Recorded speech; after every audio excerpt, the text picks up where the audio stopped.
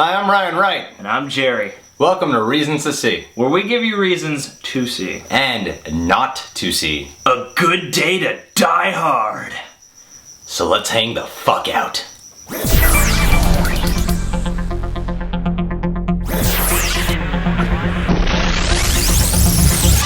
Ryan's consensus. There is one reason to see A Good Day to Die Hard. There is one reason to see A Good Day to Die Hard. As a Die Hard movie, this film is like the worst Die Hard movie. As a standalone movie, it is one of the worst movies of the year so far. Jerry's consensus. There is a reason to see this movie. There is a reason to see this movie. If you like just carnage upon carnage upon carnage upon action upon carnage upon action, then this movie might beat you into submission. Reason to see number one.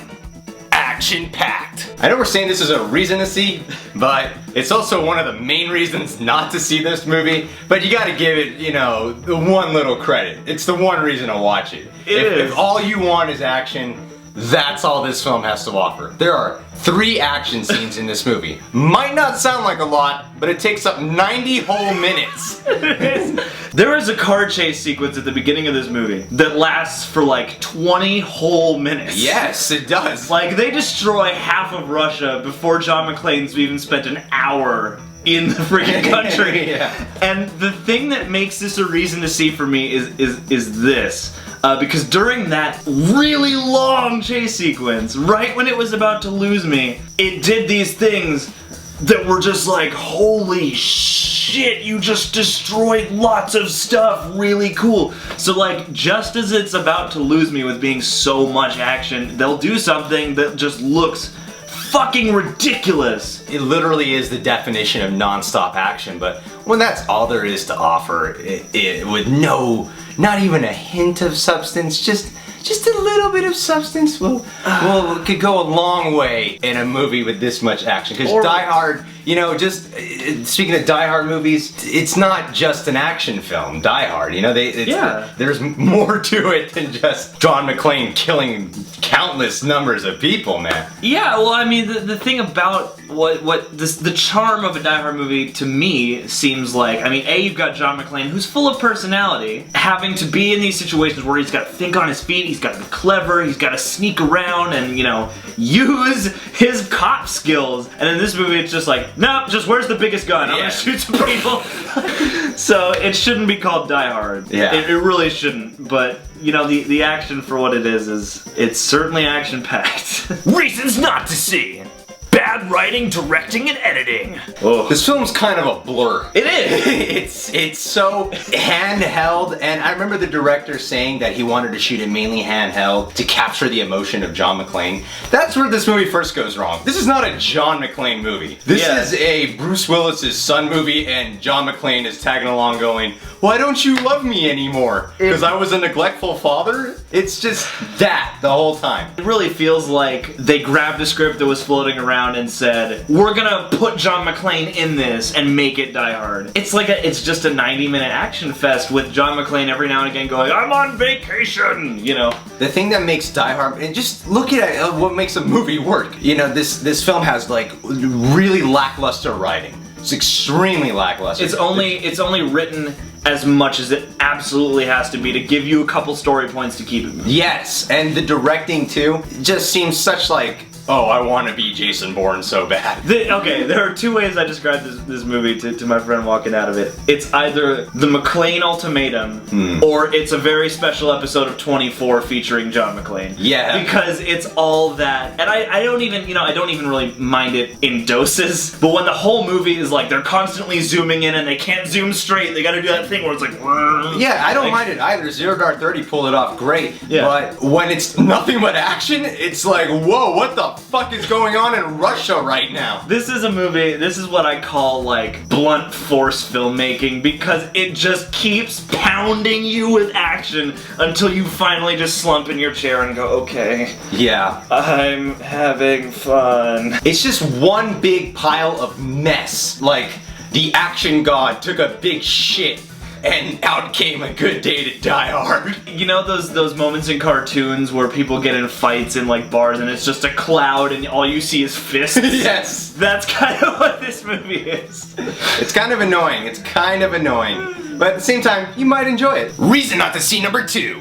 Bad characters. The most disappointing thing about this film to me is what did they do to John McClane? Like, John McClane just looks bored throughout this whole adventure. Well, yeah, I mean, He's either casual or bored. Yeah, well, the only thing he has to do, it really doesn't feel like the script was written the first time with him even in it. Because all he does is either come in and be like, son, come on, you're a McClane. Or go, I'm on vacation. Why do you keep calling me John? That's like the number one. Oh my god. He's just kind of a grumpy badass. Jai Courtney, you know, the son of Bruce Willis in this film, he's kind of a grumpy, annoying little douchebag son. It's like, hey, what? Look what you're doing right now. Why are you judging your dad on how busy he is? Yeah. And look at you right now. If you were, if you had a shitty day at your job at Kinko's and then John McClane had to show up and save your ass, maybe we could talk about this. But you're doing the same thing he does, but more. Bigger. Like, you're going across the world, breaking people out of prison. Like, oh my god, this is awful what you're doing. It seems like a month into your job you would be like, oh, this is why Dad was working a lot. Because it takes a lot of work to find these people. Another thing too, the villains in Die Hard movies.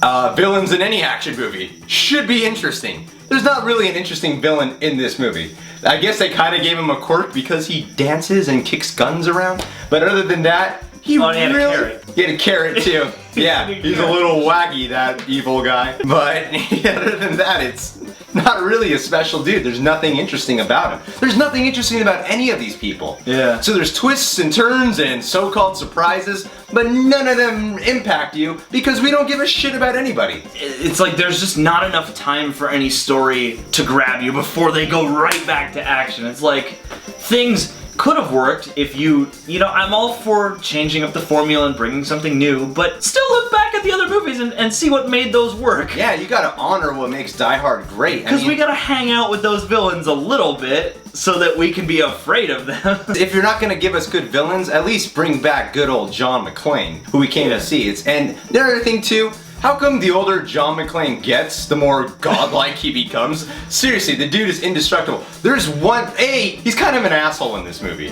He goes around thrashing Russia, and he's just fucking up all these cars, probably killing countless lives. He's just like, sorry, didn't mean to hurt you. Well, yeah, and apparently Russia has no law enforcement, no military. None. Because they're constantly firing machine guns, blowing shit up. Like 5 cars exploded, their helicopters are shooting at public buildings, like, and no one apparently gives a shit. Yeah, you don't hear one siren go off. There was one in the background of one scene, I think. The sound department decided to throw that shit in. They have one police car in all of Russia. What makes Die Hard great is when the characters are reacting to the situations. If you go back to like the first Die Hard, man, there's real fear there because of how John McClane, our hero, is reacting to everything. He's swearing, he's getting hurt.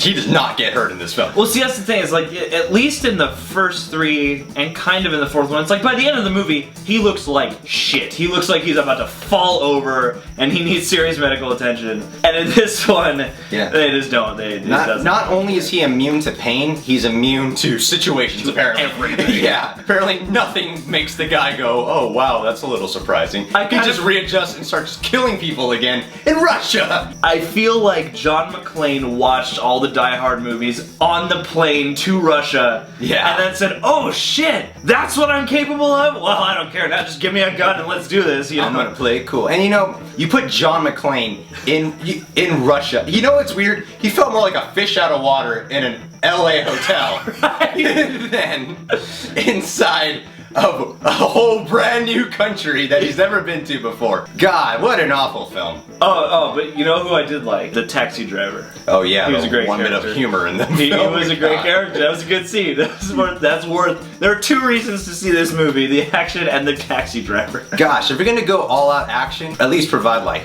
hot babes in bikinis and you know they cut that out of the scene in the trailer where she zips it. What happened? They cut that shot really short. That Gosh. Provide more than just gunplay. Ugh, disgusting. It really does sort of feel like a B exploitation, you know, John McClane-ish movie. Yeah, it could have been like a 10-minute ride at Universal Studios or something like that. A good day to ride hard. It's not a Die Hard film. It's not. It should not be called Die Hard. It's not even a John McClane adventure, and at the same time, it's just really a bad movie. But you can have a lot of fun. I honestly enjoyed it, even though I'm talking so bad about it. Yeah, I kind of enjoyed it for some reason. For some reason, I did have a good time. And yeah. I mean, it's really simple, and you might find yourself wishing for Len Wiseman again. Yeah. And Live Free or Die Hard. But, you know, I mean, there are some things to enjoy about it. It's a weird movie.